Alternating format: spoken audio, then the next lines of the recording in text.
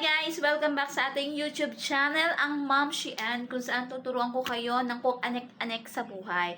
So, ito mga Mamshi, dahil may nagtanong at ito yon. So, ang tanong niya, paano daw at saan daw makikita ang mga pumasok na conversion sa pagiging affiliate mo? Kunyari, nag-live ka or may pinost ka sa social media mo. So, ito na guys, ituturo ko sa inyo, wala nang keme-keme, panoorin nyo na! Ganito lang yon mga mare. So, punta lang kayo kay Shopee sa inyong application kay Shopee. Ayan.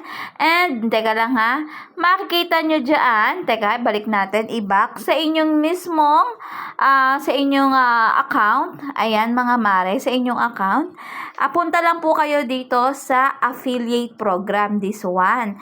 And then, mga mare, may makikita po kayo dyan sa ilalim na conversion, offer, income, and account. So, kapag gusto nyo makita ang inyong conversion sa inyong account at dahil nag-live kayo, gusto nyo makita kung ilan po ang pumasok sa inyo, pipindutin nyo lang po itong conversion. So, pipindutin nyo lang po itong conversion.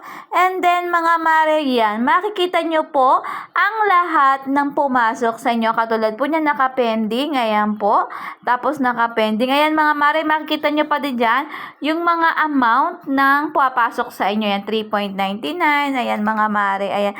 Maliliit lang yan, mga mare. Pero, kapag pinagsama-sama nyo yan, mga Mars, malaki po ang inyong makukuha, diba? Ayan, ang pinakamalaki, 43.20 pesos. Tapos, ayan, yan po, ibig sabihin po, kaya po naka-pending, ay hindi pa po siya pumapasok, mga Mars. Ayan, merong O2O. Ayan, mga mare. Ayan, meron din tayong ganyan. Ayan, no?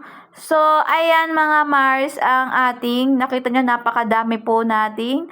Pag completed na po, ibig sabihin, ay for processing na po yung inyong sasahudin kay Shopee. So, ayan lang po yung inyong gagawin. Pupunta lang po kayo sa inyong conversion at makikita nyo po ang inyong mga ang mga pumasok sa inyong Shopee app. So, kung makikita nyo naman, pipindutin na nyo yung account and makikita nyo po iyan, mga mare ko, ha.